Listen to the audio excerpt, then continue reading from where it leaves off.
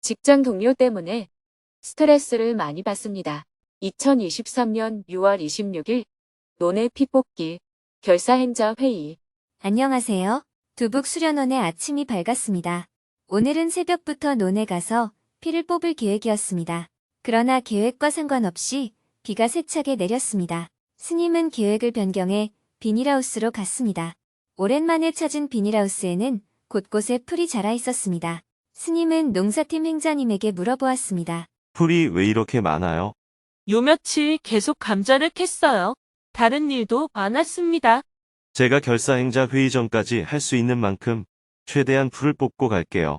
비닐하우스 가득 울리는 빗소리를 들으며 풀 뽑기에 집중했습니다. 여전히 남은 풀이 많았지만 7시가 되어 결사행자 회의를 하기 위해 울력을 마쳤습니다. 결사행자 회의를 2시간 동안 한 후 밖으로 나와 보았습니다. 멈출 기미 없이 세차게 내리던 비는 10시가 넘자 잦아들기 시작했습니다. 이제 비가 부슬부슬 내리고 있어요. 이 정도면 논에 가서 피를 뽑을 수 있겠어요. 11시가 되어 농사팀, 문수팀, 두북에 회양 수련을 하러 온 100일 출가 행자님들까지 30명가량이 총출동했습니다. 얼마 전 농사팀 행자님들은 마을 어르신의 부탁으로 모내기를 해드렸습니다. 그때 모가 빈 곳이 많이 생겨 빈자리에 모를 심는 울력을 한 차례 했었습니다. 이번에는 그 논에 피가 자라고 있어서 어르신이 걱정하고 있었습니다. 그래서 오늘은 다 함께 가서 피를 뽑아드리기로 했습니다.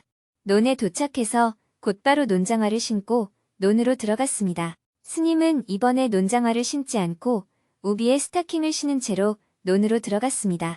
논장화는 잘 벗겨지고 맨발은 발이 아팠습니다.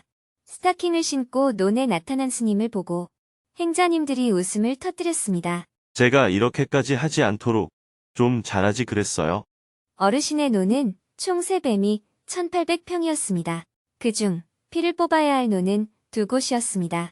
스님과 농사팀, 문수팀 행자님들은 큰 논에 바로 들어가 피를 뽑기 시작했습니다. 100일 출가 행자님들 중에는 피를 뽑아본 적이 없는 사람이 많았습니다. 논에 처음 들어가 보는 사람도 있었습니다. 농사팀장이 먼저 모와 피를 구분하는 방법을 설명해 주었습니다. 그러나 설명을 들어도 어렵기는 마찬가지였습니다. 일단 논에 들어가 실습을 하면서 피를 구분하는 눈을 키웠습니다.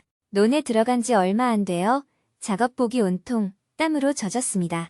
이내 스님은 우비를 벗었습니다. 비 내리는 논에서 일을 하면 옷을 버리기 십상이라 스님은 오늘 짙은 색의 통일 의병 티셔츠를 입었습니다. 가는 비가 계속 내렸지만 아무런 장애가 되지 않았습니다. 뽑은 피는 말아서 논바닥에 밟아 넣거나 논둑 밖으로 던졌습니다. 스님은 피가 한 움큼씩 모이면 휙휙 던졌습니다. 또 피가 다시 뿌리 내리지 않도록 긴 호미로 논바닥을 긁어주었습니다. 100일 출가 행자님들은 논 하나의 피를 금세 다 뽑았습니다. 행자님들이 지나간 자리를 보면 여전히 피가 있었습니다.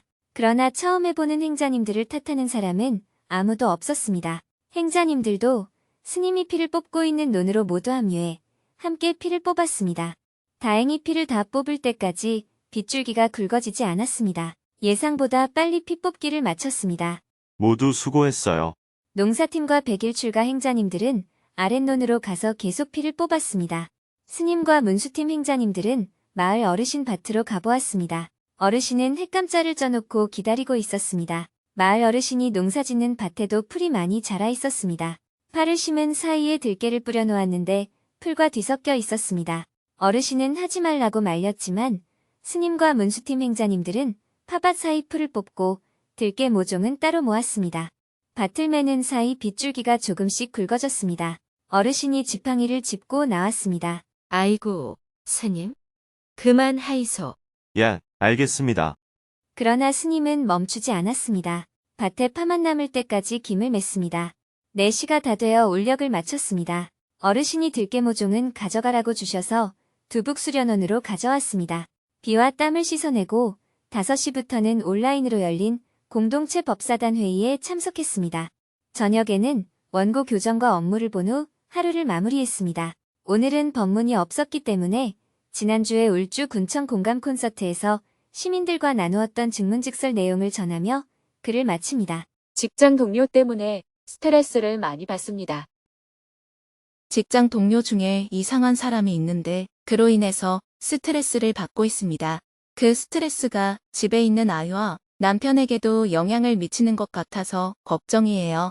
인간관계로부터 오는 스트레스를 어떻게 극복할 수 있을까요? 이상한 사람이라는 게 어떤 것을 이상하다고 하는지 한번 말해보세요. 어떤 부분을 이상하다고 하는 겁니까? 상대를 배려하지 않고 자기 자신만 생각해서 모든 사람이 싫어하는 동료입니다.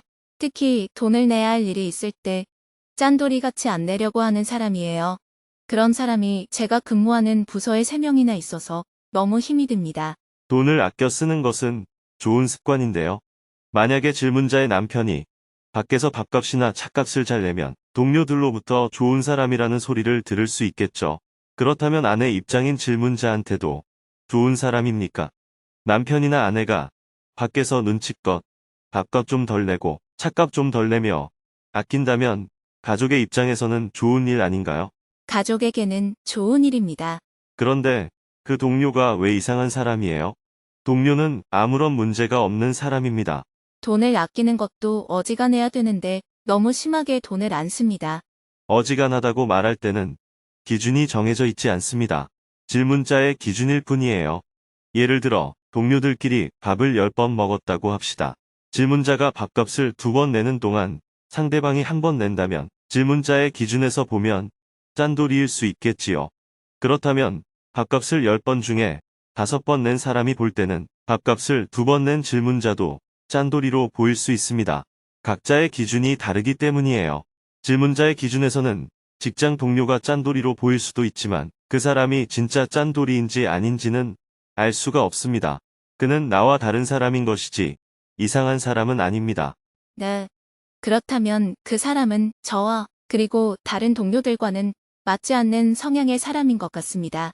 우리가 사람들과 만나서 얘기하다가 내 생각이 옳다고 주장하고 싶을 때 주로 쓰는 방법이 있습니다. 길 가는 사람 아무나 붙잡고 물어봐라. 동네 사람한테 다 물어봐라 이렇게 말을 하곤 하죠. 이러한 방식은 다수의 입장에서 소수자를 이상한 사람으로 만들어버리는 행동일 수 있습니다. 이런 방식으로 전 세계의 소수자들이 차별받아왔습니다. 이상하다 하는 결론은 다수로 결정할 수 없습니다. 그래서 다수의 사람이 기독교를 믿는데 몇 명만이 불교를 믿는다고 하거나 다수가 불교를 믿는데 소수의 몇 명이 기독교를 믿는다고 하면 소수자가 이상한 사람이 되어버리곤 합니다. 또한 조선조 마렵에는 유교를 믿는 유생들에게 천주교를 믿는 사람은 이상한 사람으로 여겨졌습니다. 유생들은 자식이라면 당연히 부모의 제사를 지내야 한다고 생각하는데 천주교를 믿는 사람은 제사를 안 지낸다고 하니 짐승보다 못한 사람이라고 여기고 죽였습니다. 그런데 그 당시 천주교를 믿는 사람이 이상한 사람인가요? 유교를 믿는 사람과 서로 다른 사람인가요? 다른 사람이에요. 마찬가지로 질문자의 동료가 이상한 사람인가요? 질문자와 다른 사람인가요? 저와 다른 사람입니다. 나와 다른 사람이 이 세상에 있을 수 있습니까? 없습니까? 있습니다. 저 사람을 이상한 사람이라고 보면 스트레스를 받겠지만 나와 다른 사람이라고 보면 스트레스를 받지 않을 수 있습니다. 나와 종교적 믿음이 다르거나 가치관이 다를 뿐이고 정치적 성향과 국적, 성별이 다를 뿐이지 옳고 그름이 있는 것이 아닙니다. 질문자가 이런 관점을 놓치지 않는다면 스트레스를 받을까요? 그런데 그 동료가 업무도 잘 안 하려고 하니까 거기에 제가 또 스트레스를 받습니다. 질문자가 그 회사의 사장인가요? 동료가 업무를 잘 안 하려고 하면 사장이 볼 때는 문제일 수 있지만 같은 동료인 질문자가 시비할 게 있습니까? 그 사람의 일까지 제가 해야 하니까요. 동료지간에 내가 일을 좀 더 하면 어때요? 동료의 일을 내가 해주기 싫다면 그게 이기주의 아니에요? 내 일을 안 하는 것만 이기주의가 아닙니다. 남의 일은 절대로 안 해주려는 것도 이기주의입니다. 그런데 다른 동료들한테도 피해를 주니까요. 단지 질문자의 생각이 그런 건 아닐까요? 그 사람이 나보다 일은 좀 적게 한다고 말할 수는 있어도 피해를 준다고 말하기는 좀 어렵지 않을까요? 같은 월급을 받는데 나보다는 그가 일을 좀 적게 한다고 말할 수는 있습니다. 그런데 그 사람보다 더 일을 안 하는 사람이 오면 그 사람은 별 문제가 안 돼요. 일을 많이 하느냐 적게 하느냐는 모두 상대적인 평가이기 때문입니다. 일하는 양이 나보다 좀 적고 밥값을 좀 덜 내는 것은 나와 다른 사람이라는 뜻입니다. 이 세상 사람들이 다 같을 수는 없잖아요. 만일 질문자가 모든 사람은 기독교를 믿어야 된다고 생각할 경우 상대에게 여러 번 얘기를 했는데도 교회에 안 오면 스트레스를 받을 겁니다. 마찬가지로 나와 다른 것을 같아야 한다고 생각하면 스트레스를 받게 됩니다. 그러나 서로 다르다는 것을 인정하면 스트레스를 받을 일이 없어요. 나보다는 좀 일을 적게 하네. 이렇게 인정하면 됩니다. 그런데 상대방이 나보다 일을 좀 못하거나 적게 하는 것이 질문자가 승진하는 데에는 아주 유리해요. 나만 상대방을 보고 있는 게 아니라 다른 사람들이나 윗사람도 다 보고 있기 때문입니다. 만약 질문자보다 일을 잘하는 사람과 함께 있으면 질문자한테 손해입니다. 질문자는 영리하지가 못한 것 같아요. 직장 동료들이 전부 나보다 조금씩 일을 못하거나 게으른 것은 훨씬 내 승진에 유리합니다. 서로 다르다는 것을 인정하고 내가 스트레스를 받지 않으면 집에 와서 남편이나 아이들에게 화풀이할 일이 없습니다. 화가 났는데 참으니까 스트레스를 받는 겁니다. 질문자는 참고 있기 때문에 지금 힘든 거예요. 보통 한국 사람들은 3번 이상 못 참습니다. 그래서 보자 하니까 한 번도 아니고 2번도 아니고 저게 이러면서 3번째에는 화가 터집니다. 화가 터지고 나면 갈등이 심해지니까 다시 뉘우치고 반성을 하죠. 그래서 또 참습니다. 또 참으면 힘드니까 다시 화가 터집니다. 이렇게 반복을 하는 것은 마음 공부가 아닙니다. 참으면 스트레스가 됩니다. 저 사람은 나와 다르구나. 그냥 일을 조금 못하는구나. 일하는 속도가 좀 느리구나. 이렇게 바라보면 스트레스를 받지 않습니다. 지난주에 제가 동남아 스님들을 모시고 일주일간 한국 구경을 시켜드리면서 같이 다녔거든요. 한국식으로 생각하면 속이 터집니다. 왜냐하면 그분들은 바쁜 게 전혀 없고 행동이 항상 느릿느릿하기 때문입니다. 그래서 그 점을 상당히 감안해서 스케줄을 아주 넉넉하게 짰는데도 일정이 계속 쫓겼습니다. 30명이 휴게소에 내려서 화장실을 다녀오는 것도 30분씩 걸리니까요. 하지만 이런 것은 모두 문화의 차이일 뿐입니다. 제가 인도의 불가촉천민 마을에서 학교와 병원을 운영하고 있는데 언젠가 인도인 스태프들한테 학교에 어떤 사람이 제일 필요합니까? 하고 물으니까 컴퓨터 잘하는 사람과 영어를 잘하는 사람이 필요하다고 대답했습니다. 어찌어찌 해서 그런 사람을 구했어요. 그래서 제가 이번에 새로운 멤버가 올 거다 그랬더니 어떤 사람이요? 하고 물었습니다. 어떤 사람을 원하니? 그랬더니 서로 눈치만 보고 말을 안 해요. 너희가 영어 잘하는 사람과 컴퓨터 잘하는 사람이 필요하다고 안 그랬니? 이랬더니 한참 있다가 스태프들이 이렇게 말했습니다. 제발 화내지 않는 사람이 왔으면 좋겠어요. 인도 사람들이 볼 때는 한국 사람들은 누구랄 것도 없이 전부 화를 잘 낸다는 겁니다. 왜 그럴까요?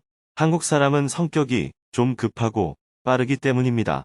그런데 인도 사람들은 느리니까 한국 사람이 그 모습을 보면 속이 터집니다. 그래서 자기도 모르게 화를 내게 되거든요.